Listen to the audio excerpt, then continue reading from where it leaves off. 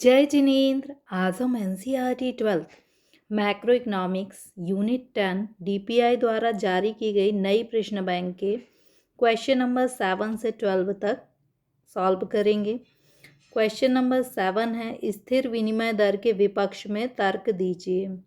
स्थिर विनिमय दर क्या होती है? जैसे मान लीजिए कि $1 के बदले में 70 रुपये हमें देने पड़ते हैं।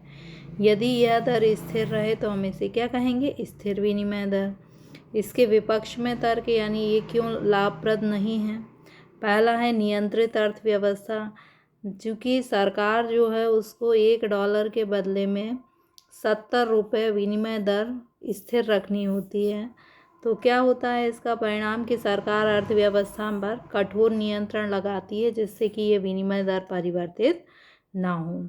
आर्थिक विकास पर प्रतिकूल प्रभाव। सरकार इस विनिमय दर को स्थिर बनाए रखने के लिए राष्ट्रीय आय, मूल्य स्तर, इन सभी को गौण मान लेती है। इन पर कोई भी प्रभाव पड़े लेकिन विनिमय दर स्थिर होना चाहिए, चाहे इन पर कोई भी प्रतिकूल प्रभाव क्यों ना पड़े। फिर है भ्रष्टाचार।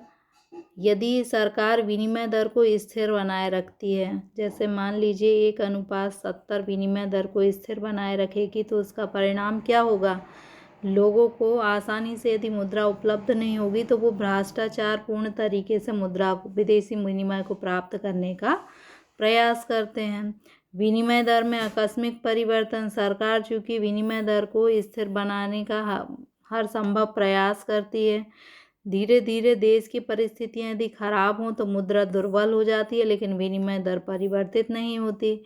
परिणाम स्वरूप क्या होता है कि सरकार को फिर जब मुद्रा अत्यधिक दुर्बल हो जाती है तो उसका अवमूल्यन करना होता है, वो अपने देश की मुद्रा की कीमत को कम करना होता है, जिससे कि भुगतान संतुलन पर इसका प्रतिकूल प्रभाव पड़ता है।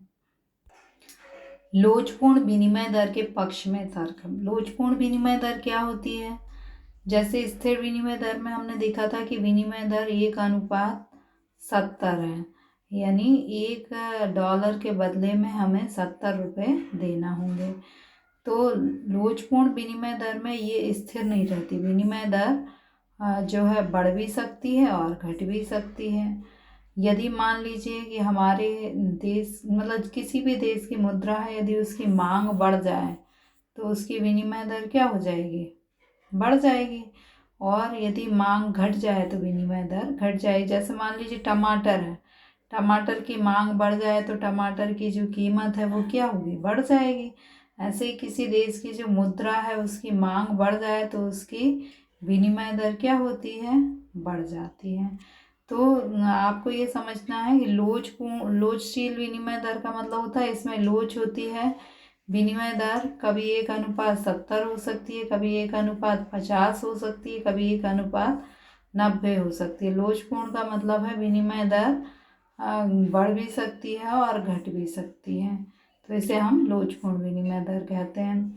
अब ये बढ़ती और घटती कैसे है? मांग और पूर्ति की शक्तियों के द्वारा बढ़ती है और घटती है। जैसे वस्तु की कीमत मांग और पूर्ति से घटती बढ़ती है, वैसे ही मुद्रा की विनिमय दर भी मांग और पूर्ति के अनुसार घटती बढ़ती है। अब इसके पक्ष में तर्क पहला है आर्थिक प्रगति में सहायक। देखिए, कोई भी देश तब आर्थिक प्रगति करता है जबकि उसके निर्यात में वृद्धि हो और आयात प्रतिस्थापन हो, आयात में कमी आए।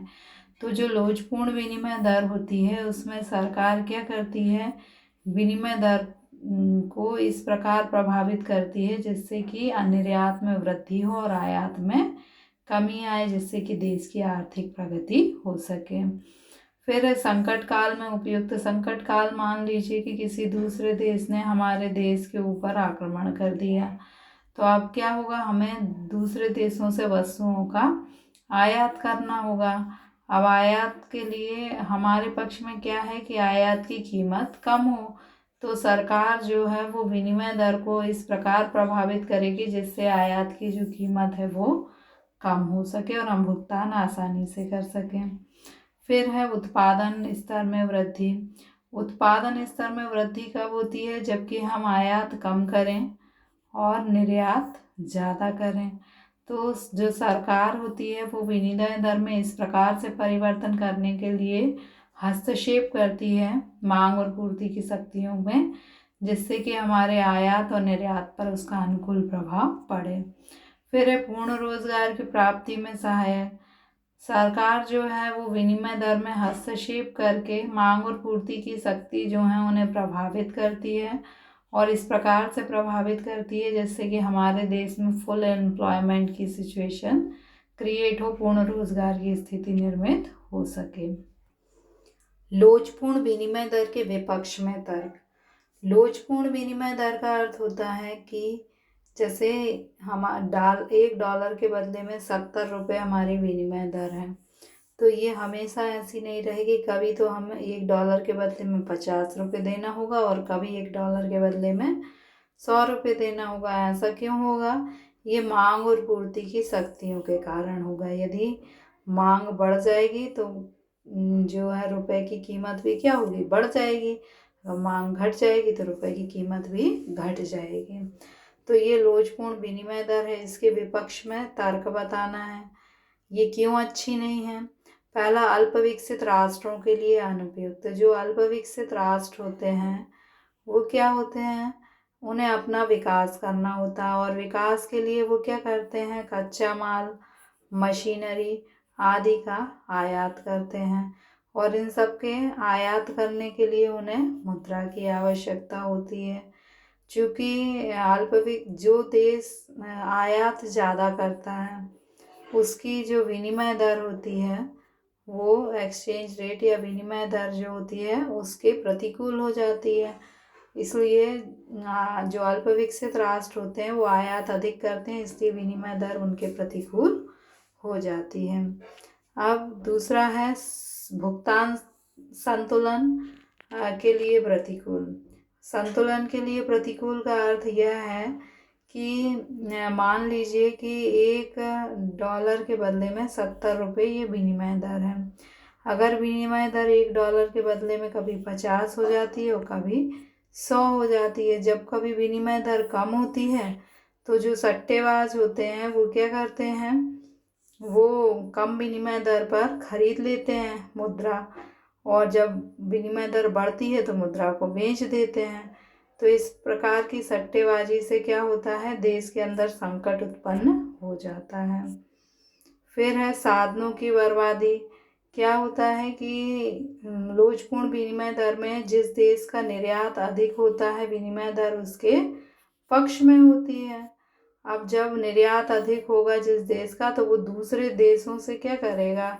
साधनों का आयात करेगा, जिससे कि वो वस्तु बना के निर्यात कर पाए। तो इस प्रकार साधन एक देश से दूसरे देश आते जाते रहते हैं, जिससे उनकी बर्बादी होती है। फिर है व्यापार शर्तों पर प्रतिकूल प्रभाव। व्यापार शर्त का अर्थ होता है कि जैसे मान लीजिए कि एक देश दूसरे देश से वस्तु मंगा रहा है, अगर उसे कम पैसे देना पड़ रहे हैं तो व्यापार शर्तें अनुकूल हैं, और ज़्यादा पैसे देना पड़ रहे हैं तो व्यापार शर्त प्रतिकूल है। अब जैसे अमेरिका है, वो एक विकसित देश है, तो वो अनुचित रूप से अपनी विनिमय दर को ऊंचा बनाए रखेगा। अब उसके साथ व्यापार करने वाले जो देश होंगे, अन्य देश, उनकी विनिमय दर जो है उन पर इसका प्रतिकूल प्रभाव पड़ेगा, क्योंकि यदि वो यूएस से कोई सामान खरीदते हैं तो उन्हें ज़्यादा पैसे देने होंगे क्योंकि विनिमय दर ऊंची है। क्वेश्चन नंबर 10, विनिमय दर की ब्रिटेन वुड्स प्रणाली को समझाइए। ब्रिटेन वुड्स प्रणाली जो थी 1946-71 तक रही। ये क्या प्रणाली थी? इस प्रणाली में अमेरिका का जो डॉलर था उसकी कीमत को जो स्वर्ण से लिंक कर दिया, यानी 1 औंस स्वर्ण चाहिए तो आपको $35। 1 औंस स्वर्ण की कीमत कितनी हुई? $35।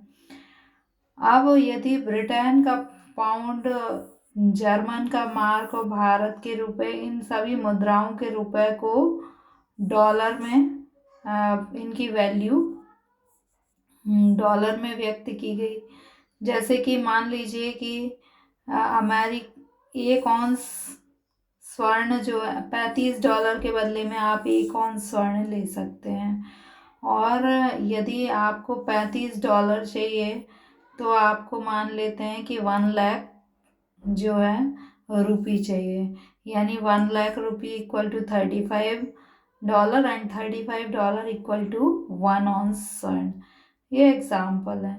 यानी ब्रिटेन वुड्स प्रणाली में क्या किया गया था, 1 ऑन्स स्वर्ण बराबर 35 अमेरिकी डॉलर कर दिया और फिर हर देश की मुद्रा को अमेरिकी डॉलर में व्यक्त किया गया और उसके हिसाब से अंतर्राष्ट्रीय व्यापार होता था। अब क्या हुआ कि प्रारंभ में तो देशों को ब्रेटन वुड्स प्रणाली से लाभ हुआ। 1950 के बाद भारत को भी लाभ हुआ और विकासशील देशों को। लेकिन बाद में अमेरिका में जो देश थे उनका हस्तक्षेप बढ़ने लगा और अमेरिका 1 औंस स्वर्ण के बदले में $35 की कीमत को बनाए रखने में सक्षम नहीं था। इसलिए ये ब्रेटन वुड्स प्रणाली जो थी वो फेल हो गई। ब्रेटन वुड्स प्रणाली क्या थी कि इसमें 1 औंस सोने की कीमत $35 के बराबर थी और अन्य देशों की मुद्राओं को भी डॉलर के मुकाबले विनिमय दर निर्धारित की गई थी। अब इसी विनिमय दर के हिसाब से विदेशी व्यापार होता था। प्रारंभ में जो पश्चिमी देश थे उन्हें इससे लाभ हुआ और उनका आर्थिक विकास हुआ। 1950 के बाद विकासशील देशों को भी इसका लाभ हुआ। लेकिन 1960 के बाद क्या हुआ कि जो विदेशी थे वो अमेरिका में हस्तक्षेप करने लगे विनिमय दर में और अब अमेरिका जो था डॉलर और सोने का जो रेशियो था कि 1 औंस जो गोल्ड था बराबर $35 वो बनाए नहीं रख सका और विनिमय दर की ब्रेटन वुड्स प्रणाली का अंत हो गया और लोचपूर्ण विनिमय दर की शुरुआत हो गई। अवमूल्यन तथा मूल्य ह्रास में अंतर स्पष्ट कीजिए। देखिए, अवमूल्यन का अर्थ होता है कि मान लीजिए कि $1 के बदले में हमें जो है 50 रुपये देना पड़ते हैं। अवमूल्यन का अर्थ है कि अब हम $1 के बदले में 100 रुपये दें। तो आप कहेंगे तो बड़ा, पहले 50 रुपये में इतनी शक्ति थी कि वो $1 को खरीद पाता था। अब 100 रुपये में इतनी शक्ति है कि वह $1 को खरीद सकता है। यानी रुपए का मूल्य क्या हुआ, घट गया। तो इसे हम क्या कहेंगे, अवमूल्यन। जब सरकार जो है वो जानबूझकर अपने रुपए के मूल्य को कम कर देती है तो उसे अवमूल्यन कहते हैं। और यदि मांग और पूर्ति की शक्तियों के द्वारा किसी देश की मुद्रा का मूल्य कम होता है तो उसे हम मूल्यह्रास कहते हैं। अब सरकार मुद्रा का मूल्य कम क्यों करती है, जब अवमूल्यन होता है तो उस देश के जो निर्यात होते हैं वो बढ़ जाते हैं और आयात जो होते हैं वो कम हो जाते हैं। ऐसा कैसे होता है, देखिए, मान लेते हैं हम कि पहले $1 के बदले में 50 रुपये मिलता था। अब अमेरिका का जो व्यक्ति है वो $1 में 50 रुपये लेकर एक वस्तु खरीदता था। अब क्या है, अवमूल्यन के कारण $1 में 100 रुपये मिलेंगे। यानी अब $1 में से 100 रुपये लेगा और 50-50 वाली 2 वस्तु खरीदेगा। तो अमेरिका के व्यक्ति को अब हमारी वस्तु सस्ती लगेंगी क्योंकि वह $1 में 2 वस्तु खरीद रहा है। तो अब अमेरिका के व्यक्ति क्या करेगा, हमारे यहाँ से ज़्यादा वस्तु खरीदेगा तो हमारे जो निर्यात हैं वो क्या हो जाएंगे, बढ़ जाएंगे। अब दूसरी ओर देखिए, जो एक भारत का व्यक्ति है पहले 50 रुपये में $1 खरीदता था और $1 में एक वस्तु खरीद लेता था। अब लेकिन उसे डबल पैसे देने होंगे, 100 रुपये में $1 खरीदेगा और $1 में एक वस्तु। यानी अब उसे वस्तु कैसी लगेगी, महंगी लगेगी। पहले 50 में जो वस्तु मिलती थी वह अब 100 में मिलेगी, यानी $2 में। तो अब वो क्या करेगा, आयात को कम करेगा। तो अवमूल्यन से क्या होता है, निर्यात बढ़ जाते हैं और आयात घट जाते हैं, इसलिए अवमूल्यन किया जाता है। तो अवमूल्यन में क्या होता है, जानबूझकर घरेलू मुद्रा के मूल्य को कम किया जाता है। जबकि मूल्यह्रास में क्या होता है कि स्वतः यानी मांग और पूर्ति की शक्तियों के द्वारा क्या होता है, मूल्यह्रास हो जाता है। घरेलू मुद्रा का मूल्य जो है विदेशी मुद्रा के संबंध में कम हो जाता है। फिर विनिमय दर, जब स्थिर विनिमय दर होती है तब अवमूल्यन किया जाता है, और जब लोचपूर्ण विनिमय दर होती है तो मूल्यह्रास होता है। यह सरकार के निर्णय के कारण होता है, ये मांग और पूर्ति की शक्तियों के कारण होता है। उद्देश्य, अवमूल्यन का उद्देश्य होता है कि आयात कम हो और निर्यात ज़्यादा हो, जबकि मूल्यह्रास का उद्देश्य होता है कि चालू खाते का घाटा ठीक हो जाए। क्वेश्चन नंबर 12, भुगतान संतुलन के चालू खाते की मद है। पहली मद है माल का आयात या निर्यात, यानी इस मद के अंतर्गत देश की वस्तुओं का जो निर्यात होता है, लेनदारी से जो आयात होता है देनदारी में दिखाया जाता है। इसका मतलब ये है कि हम निर्यात करेंगे तो क्या होगा, हमारी लेनदारी होगी, हमें दूसरों से पैसा लेना होगा, और हम आयात करेंगे तो हमें दूसरों से पैसा देना होगा। तो इसमें आयात और निर्यात दिखाया जाता है। निर्यात से लेनदारी होती है और आयात से देनदारी होती है। इसके बाद विदेश यात्रा, जब एक देश के नागरिक शिक्षा प्राप्त करने के लिए तथा पर्यटन के लिए दूसरे देश में जाते हैं तो वहाँ व्यय करते हैं, तो वह उनके देश की देनदारी होता है। यदि मान लीजिए कि आप यूएस जाएं तो वहाँ पर आप शिक्षा या पर्यटन के लिए जाएंगे, तो वहाँ पर मुद्रा खर्च करेंगे, तो उससे क्या होगा, हमें तो वो डॉलर में भुगतान करना होगा, यानी हमें देनदारी उत्पन्न होगी। और ऐसे ही यदि कोई दूसरे देश का व्यक्ति हमारे देश में आता है तो उसे हमारी मुद्रा में भुगतान करना होगा, जिससे उसकी लेनदारी हमारे पास आएगी। फिर है परिवहन, जब देश की परिवहन कंपनियों द्वारा परिवहन सुविधाएं प्रदान की जाती है। हमारे देश की जो परिवहन कंपनी है उसने यूएस में परिवहन सुविधा प्रदान की, तो जब हमने परिवहन सुविधा प्रदान की तो हमें पैसा लेना होगा, तो लेनदारी होगी। ऐसे यदि यूएस की परिवहन कंपनी हमारे देश में सेवाएं प्रदान करे तो हमें पैसा देना होगा, तो देनदारी उत्पन्न होगी। इसके बाद है बीमा, विभिन्न देशों की बीमा कंपनियां एक दूसरे देश में व्यापार करती हैं, बीमा प्रीमियम प्राप्त करती हैं।